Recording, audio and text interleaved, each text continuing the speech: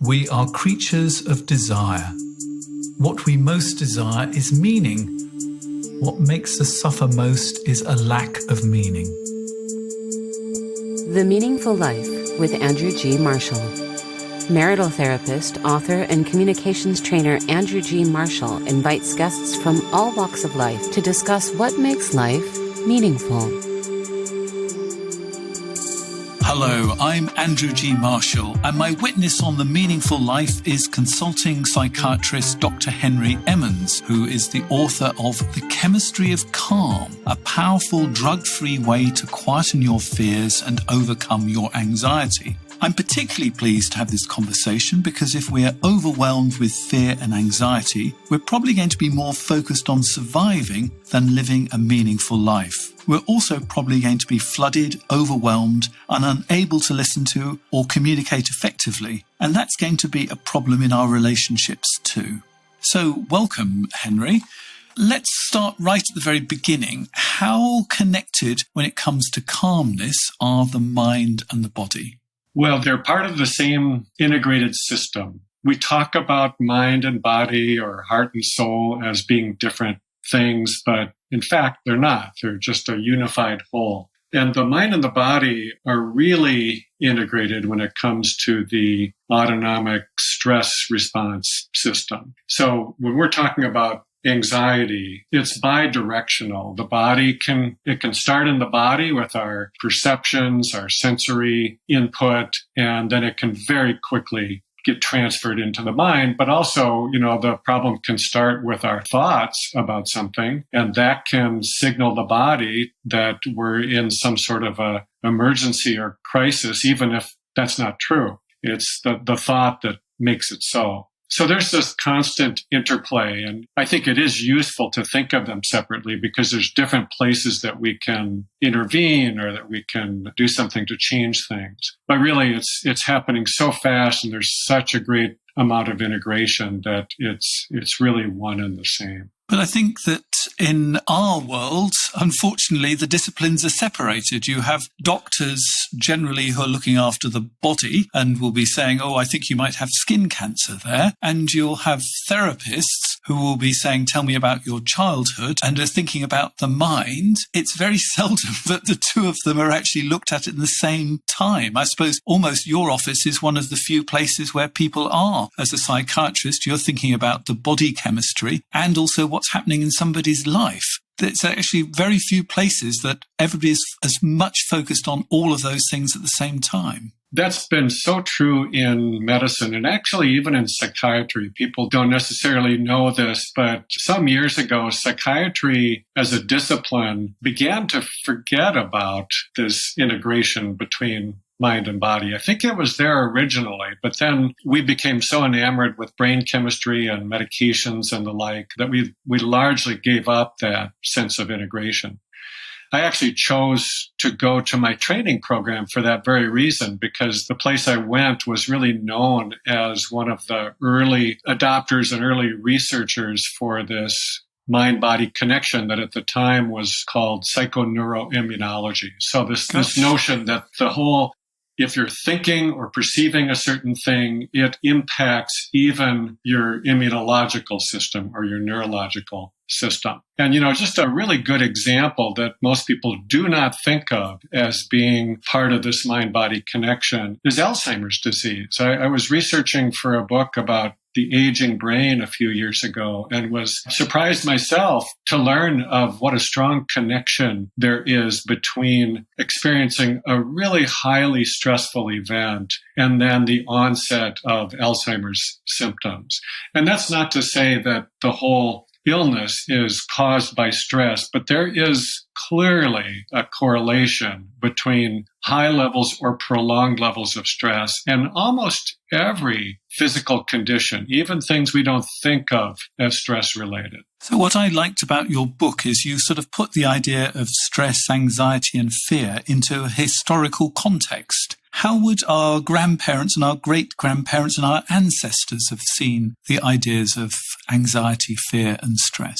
Right. Great question. That was something I learned so much about myself when researching that, and I found it very interesting as well. So historically, stress has always been around, of course. Fear has always been around. And it's actually a very strongly built-in survival mechanism. But the concept of fear as a thought-driven experience is something that has changed over time. It's really become much more common or prevalent in our day and age. So our ancestors certainly would have experienced fear and stress, but by and large, it was shorter lived. They might have had more severe stresses than we do in today's world. Certainly at times, thinking about pioneers in the U.S. where I live, there were times where they were short of food or they were really subject to, the vicissitudes of nature. And really, there was a legitimate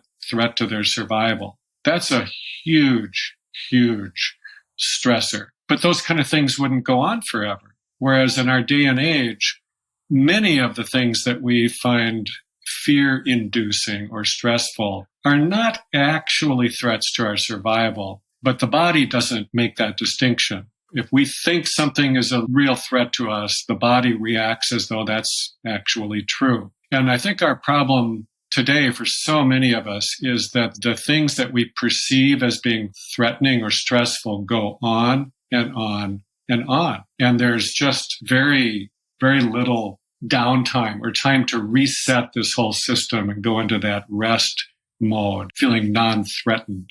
And you particularly stress the idea of being a drug-free response.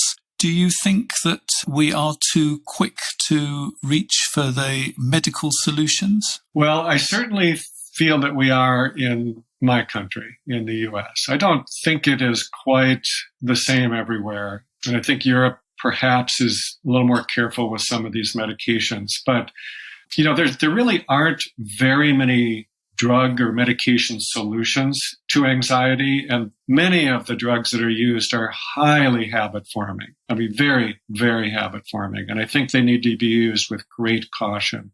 But even the drugs that we might not think of as habit forming or problematic, things like the antidepressants, like the serotonin drugs, people who are on those for a long period of time can also have a very difficult time coming off of them. So these drugs need to be used with great respect and care. I think that way too often people who show up in a doctor's office and have legitimate concerns about how they're feeling, they're given a prescription because it is the quickest and easiest thing to do, and there is evidence that it works. But if we're not addressing the source of the problem or the person's skill at being able to deal with stresses in their lives, we're not really doing them long-term favors. And what's your definition of long-term when it comes to the serotonin type of drugs? Right, that's a great question. I will admit that I am a little out of sync compared to many of my colleagues. I think the standard length of treatment for something like an episode of depression or what you might call a situational depression or anxiety might be a year at the minimum. And I think that for many people, if they're on a serotonin drug for a year or more, they are going to have some difficulty getting off of it. I think if it's more than 2 years and certainly up to 5 years or more, people can really struggle when coming off of these drugs. And it's often something that even the prescribing physicians don't recognize, that there is this withdrawal problem that can make it just extremely difficult to live without the medication once your body has really become used to it. But I think that happens for most people in a period of about 6 to 12 months. So what advice would you give to somebody who's in a dark place today, not on the drug issue, but on the way that we're going to approach it today, the whole mind and body approach? How do they start? They're in a dark place. They can feel anxiety. They can feel that the fear is sometimes getting to them. What do they do? Right. I think the first thing is to really be able to acknowledge that that is happening, to be able to see that there is a problem with how you're feeling, admit that, and not feel any shame about it, but just use it as information and say, okay, there's something going on here. Just like if you had, let's say you had a growth on your skin that you needed attention for. You don't want to ignore that because it just becomes a bigger problem. So acknowledging that it's there and then making the decision to act, to do something about it. And I think that a really good first action is to consult with someone who knows about these things. It might be your doctor, it might be a therapist or counselor, but to try to seek another opinion and get some help about it. Even though there's a lot of things people can do on their own, I think if it's feeling really dark and people are overwhelmed, it's a good idea to reach out and seek help. And I think before you go to that appointment, I would try and come up with an image yourself that would actually help communicate it to the physician or the therapist that you're going to see. Because if somebody comes to you and says, I feel like I've got the weight of the world on my shoulders, or I feel like I'm in a swamp and I can't get out, you begin to be able to understand an awful lot better than I'm just feeling stressed or I'm just feeling anxious. If you can actually give a picture, I think that helps you understand what it is and, helps you understand, is it anxiety or is it fear or is it depression? Am I actually really angry? But, you can begin to get some kind of picture that if you've got it for yourself, it helps to communicate it to other people. I think that's a great idea. I think that the more clarity that one can get in their minds, and I think stories, pictures, images, descriptive words are all quite helpful. Because you're right. I think the common thing is people just say, I feel bad, or I feel depressed, or I feel anxious. And those words are not descriptive enough to really get at what's causing this. That's actually one of the problems, I think, with our medication approach is that, we use these same things kind of reactively whenever someone reports that they're really feeling badly emotionally. But getting more nuanced about it allows us to understand it better, decide if it's an illness or not, and also really help to understand what's causing it, because ultimately that's what's really important in order to change it. So one of the ways that I liked of some of your images were the 7 faces of anxiety. And we looked at different kinds of anxiety. And I'm going to sort of, if you don't mind, take you through them because I think it's a really good place to start. You have bottom-up anxiety. So what is bottom-up anxiety?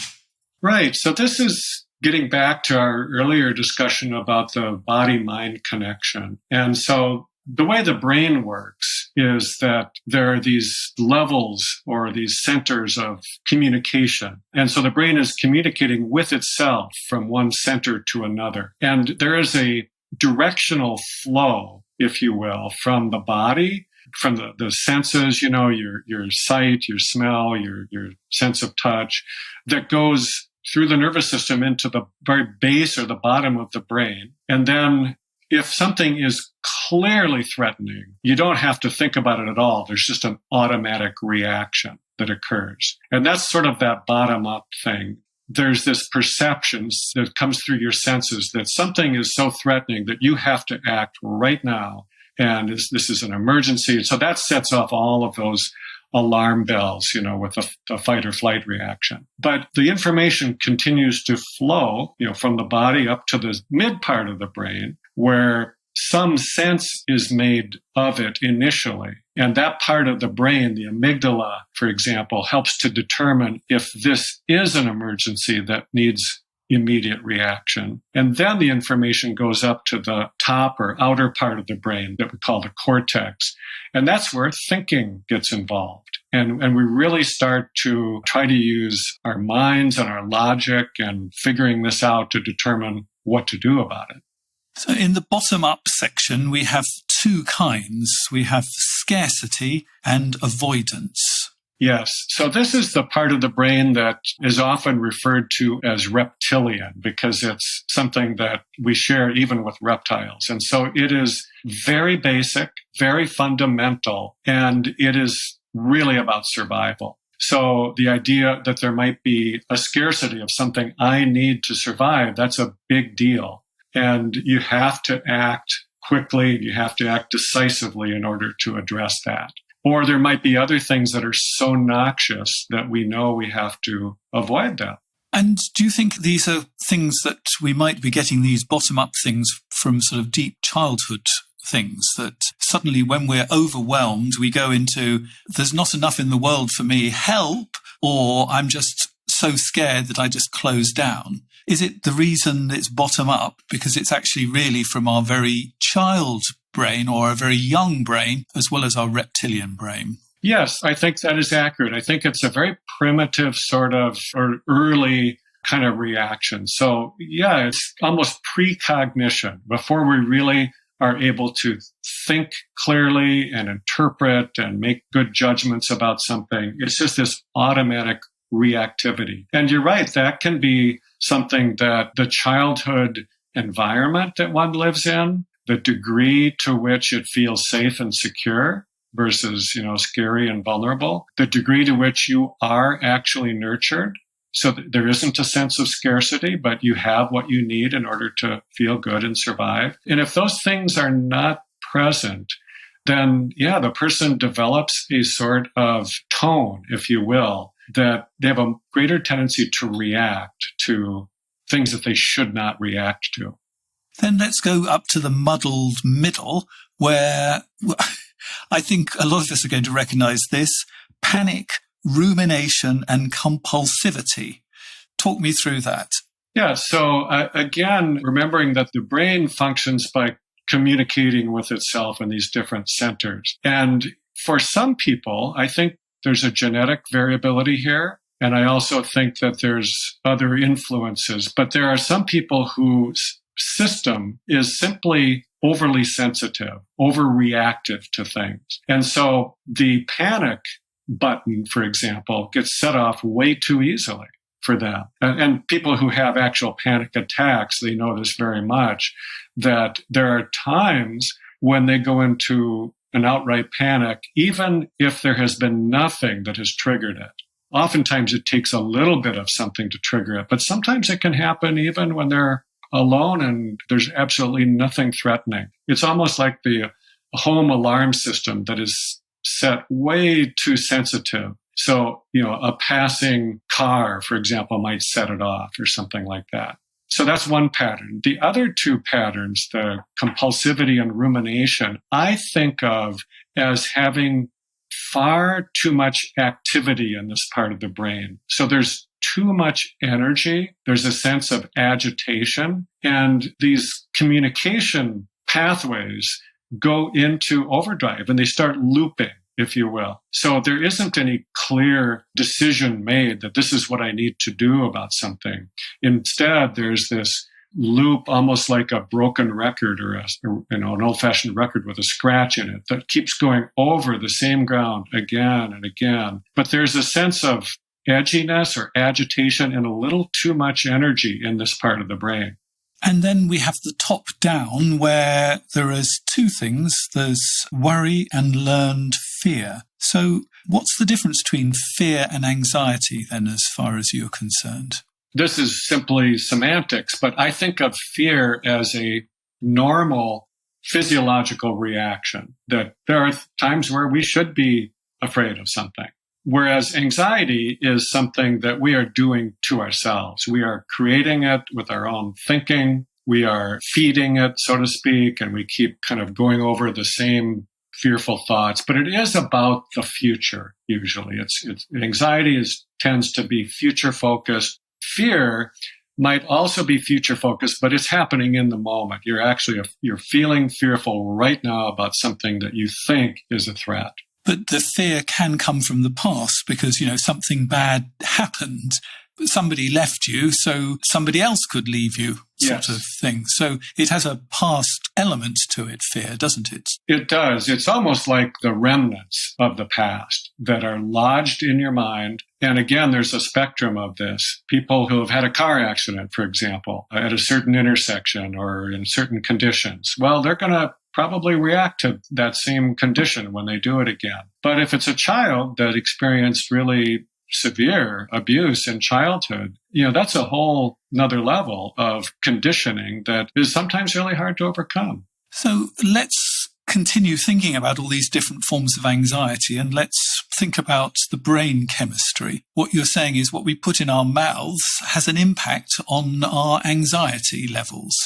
Yes, it does. So one of the places I go to try to understand the human condition and the human body is actually Ayurvedic medicine, which is, Indian. And it's an ancient tradition, and I think it's elegant and beautiful in its own way. But one of the things they do very well is to articulate that people are built differently. We have different subtypes, different patterns. And depending on your pattern, or if you're currently feeling imbalanced, you might need very different kinds of diets in order to feel good or get yourself back into balance. So, for example, people who are more anxious and fearful and have that scarcity type of feeling, they tend to do better with foods or diet that is calming and soothing. And that includes healthy carbs, and not too much protein in this instance. What are healthy carbs? Healthy carbs are things that don't get too quickly converted into blood sugar. So, for example, let's say you're having wheat. If you eat wheat and you're not gluten sensitive, you're better off having whole grain rather than refined white flour. That's a healthier carb. A lot of the healthiest carbs are vegetable or beans and legumes that have lots of fiber in them. So one of the keys is you want to keep your blood sugar really stable, because blood sugar and insulin, and this is all really part of this stress response system. So keeping your blood sugar steady allows for one thing, the brain is a lot happier when it has a steady supply of glucose. It doesn't perceive it as an emergency, but also it allows for the making of these brain chemicals, these neurotransmitters that are so key to keeping us feeling good and calm and soothed. I think you put it really nicely when you say eat food. And by that you mean what our grandparents would recognize as food, because what we recognize as food, they would be a little bit suspicious about. Right. It's really amazing how creative the food makers have become at using a few ingredients and creating all these vastly different products. But yes, so our ancestors, let's say 100, 150 years ago, would have had a diet that was just much closer to the form that it is when you harvest it. It hasn't been altered very much. It hasn't had nutrients taken out and other nutrients added back in. By and large, it was raised in organic conditions because that was all that they had.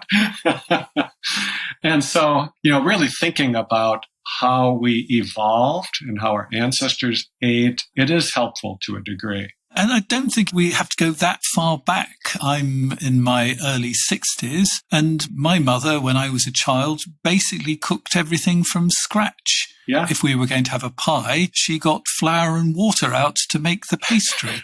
I know that sounds terribly old-fashioned. How quaint. No, exactly. That's true for me too. Yeah, I think that it's really in the last maybe 30 to 40 years that things have changed so dramatically in terms of how food is prepared and how easily accessible it is and so forth. But it's obviously, we can't go into this in as much depth as we should do, but really looking at your diet with this is incredibly important. The next part of it is to be able to recharge your body. And so this is about exercise, I suppose.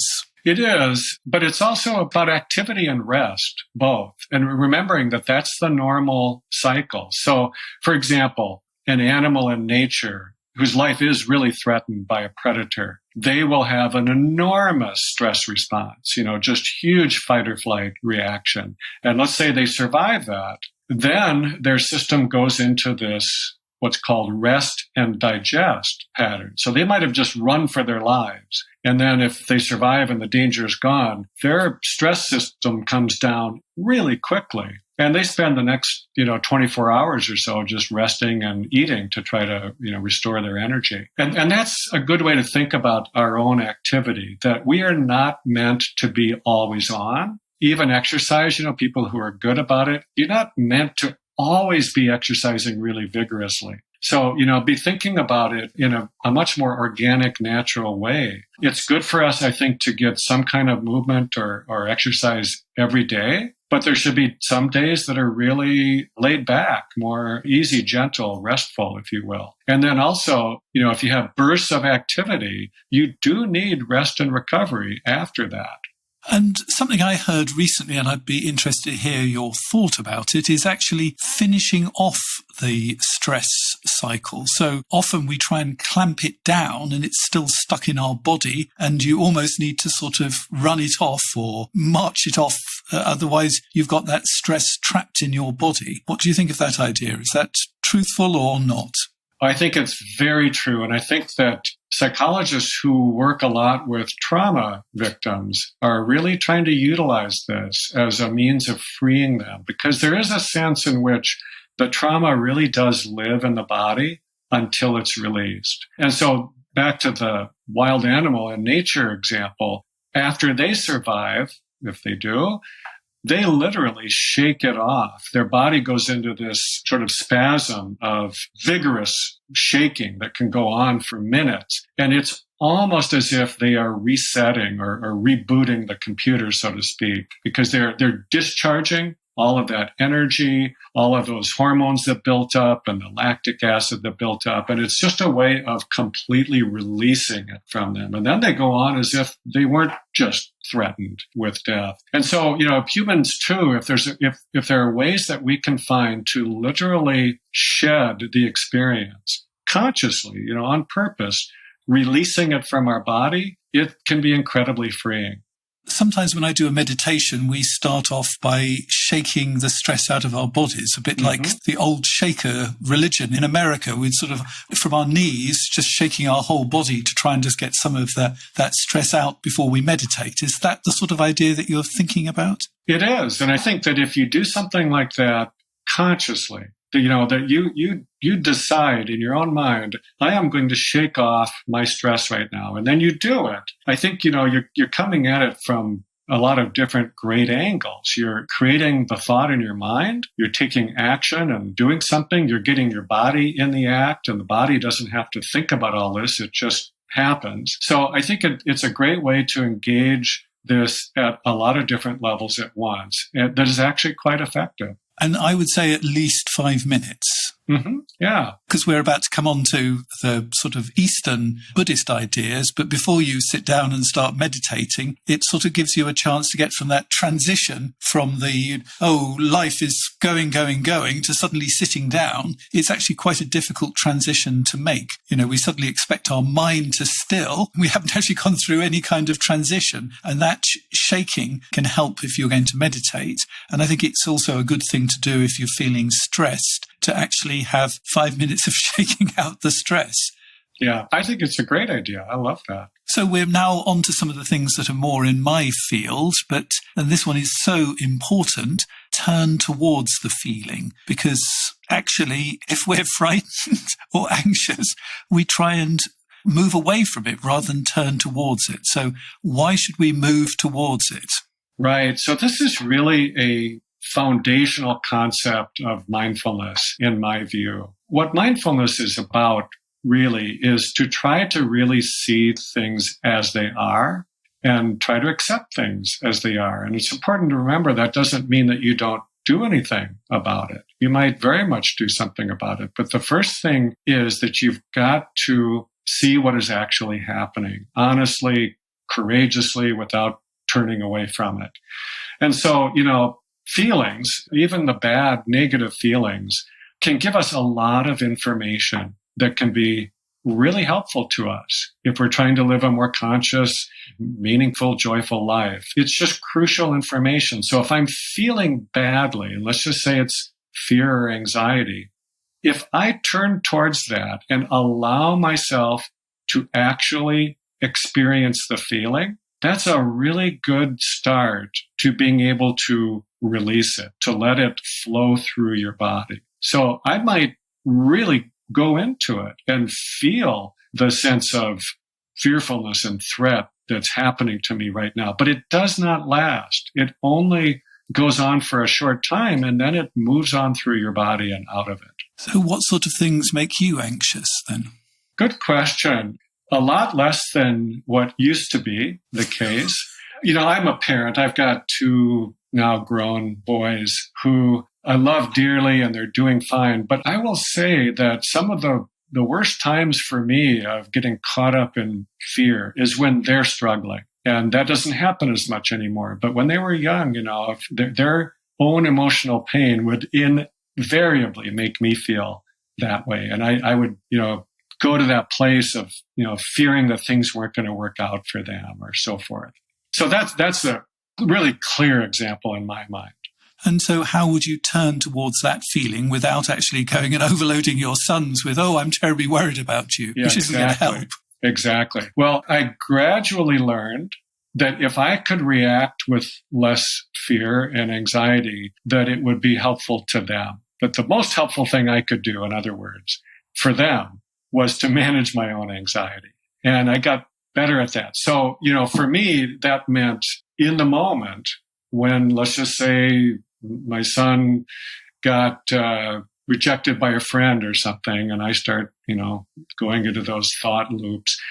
If I could recognize right then and there what's happening to me, that I'm just making this up in my mind, I'm starting to think about this, it's making me feel bad, I'm about to say something to him that's going to make it worse. All of that, when I become conscious of it, by turning toward the feeling, it allows me to step back just enough that I can make a different decision about it. So in that example, I could remind myself that, okay, this is not about him, this is about me.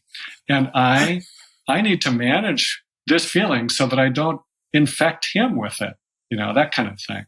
And I think another thing that you suggest would be useful at this point, and that's check the story. What is the story? Oh my God, if this friend rejects him, everybody's going to reject him. Exactly. Yes.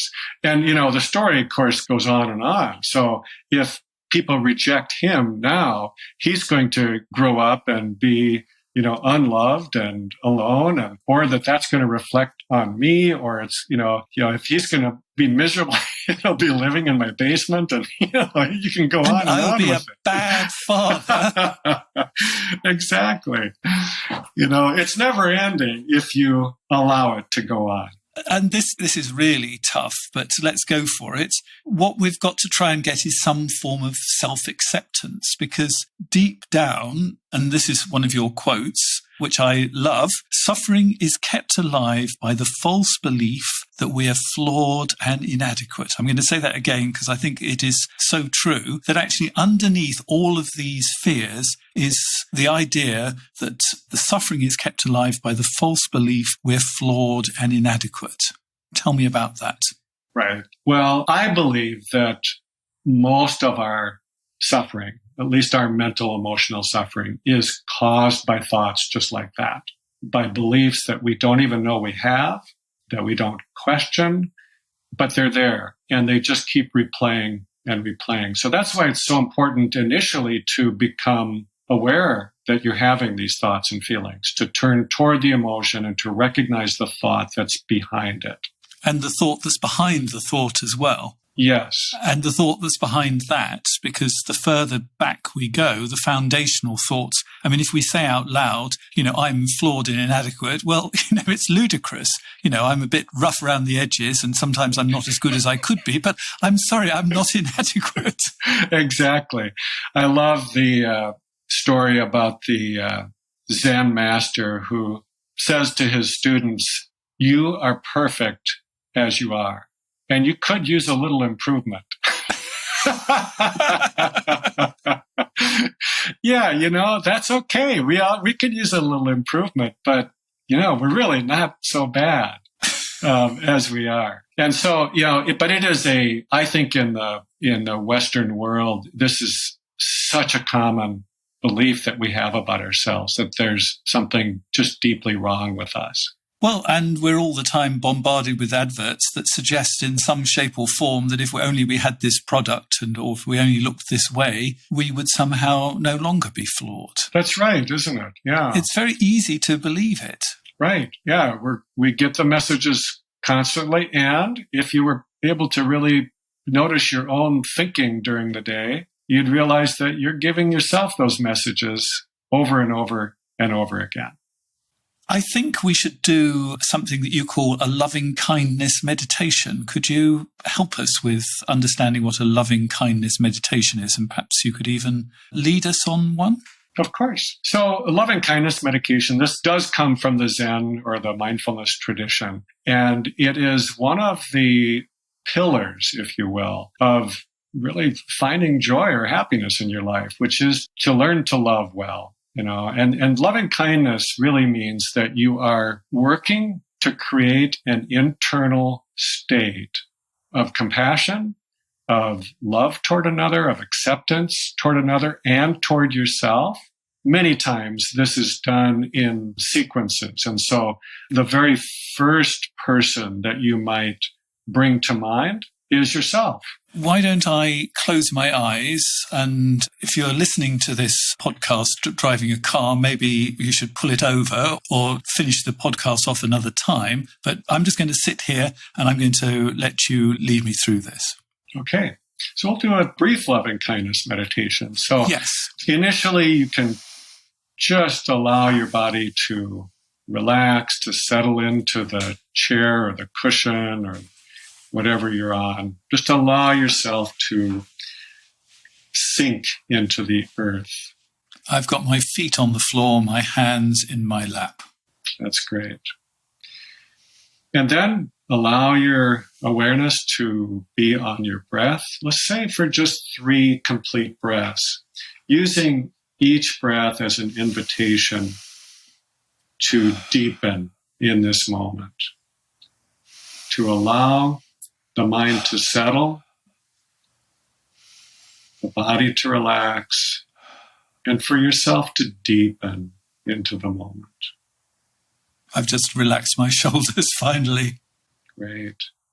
And then, using your imagination, bring to mind an image of yourself, maybe when you were young and feeling vulnerable or alone or scared in some way. Try to remember what was happening that time in your life. And seeing this image of yourself, offer yourself a blessing. May you be at peace. May you be at peace. May you be filled with loving kindness. May you be filled with loving kindness. May you know that you are safe and you are not alone. May you know that you are safe and not alone.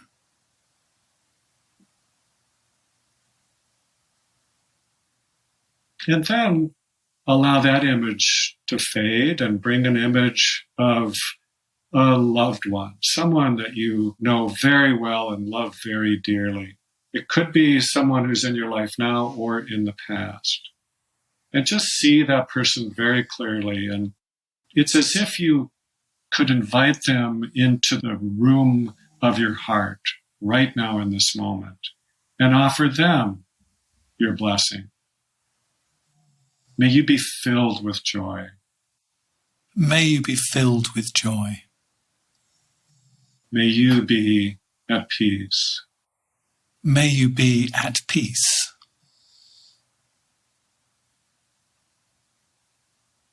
And we'll do one more so you can let that image go and just bring an image now of someone who is difficult for you.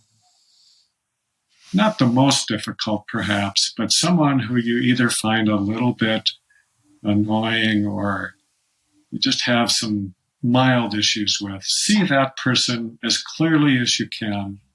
And as much as you're able, invite them into the space of your heart and offer them your blessing too. May you be filled with peace. May you be filled with peace.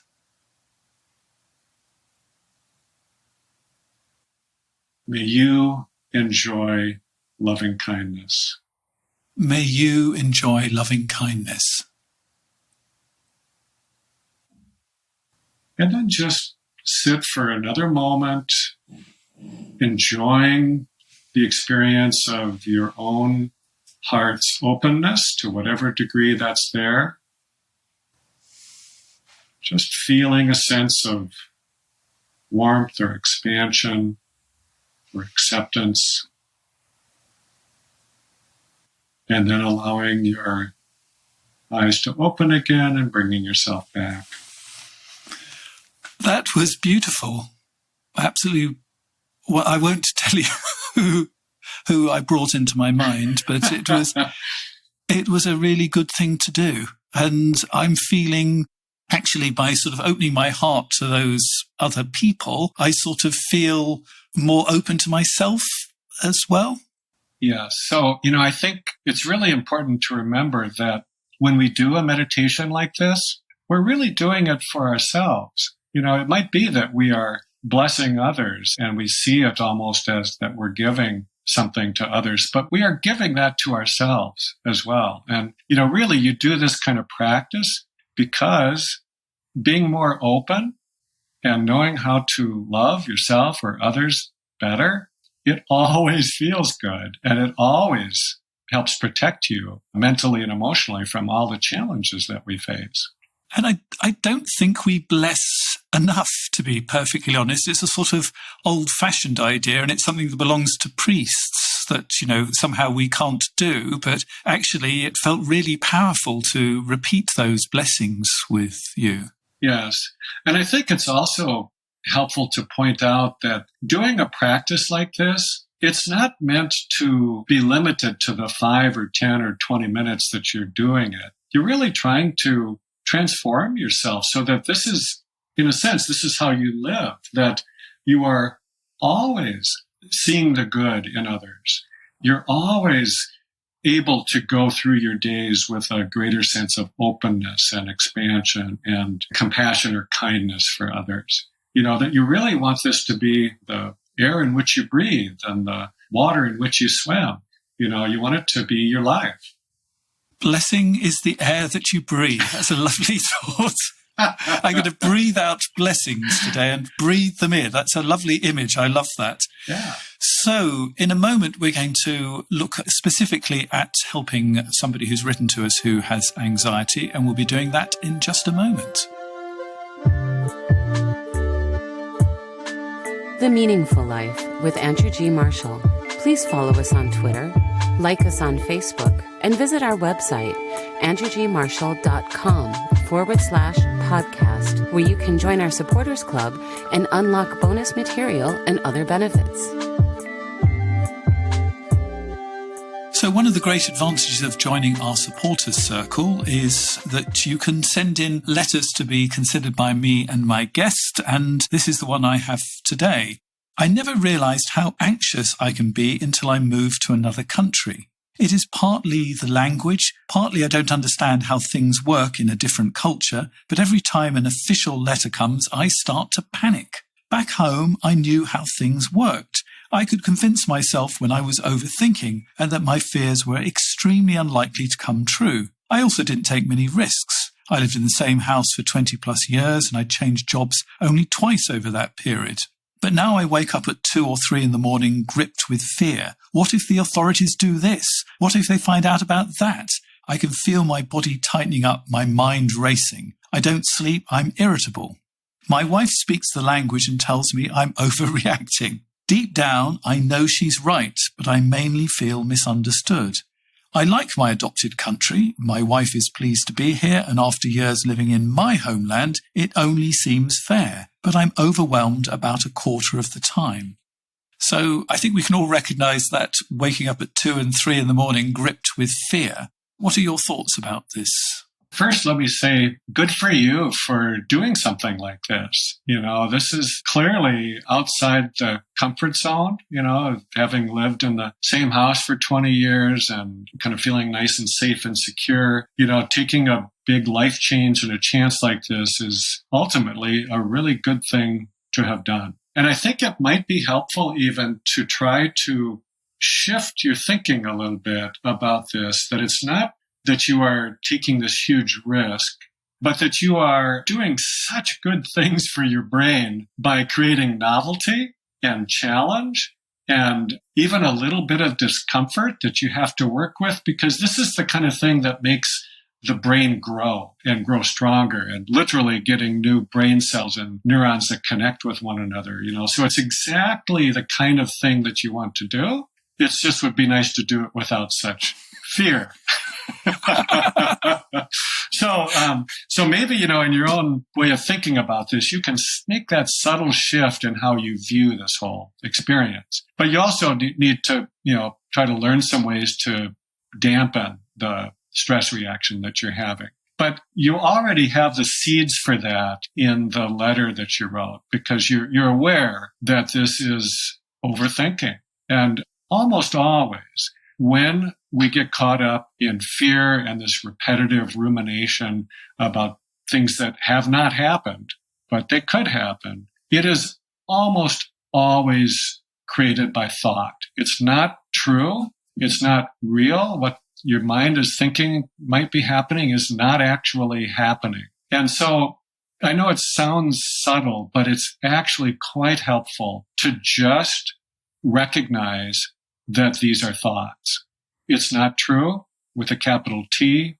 You're creating a lot of this in your own thinking and your own mind. And simply by recognizing that, it takes a lot of the power away from the thoughts. Now, I think it's also helpful to have a few things in your toolkit to be able to calm yourself down and reduce the body's reactivity. So, find some form of movement or exercise that discharges some of this energy. Find some ways of distracting yourself when you get caught up in this thinking, so that you're not just letting the mind run rampant.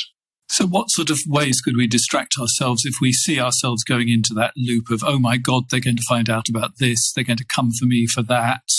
How do we break that?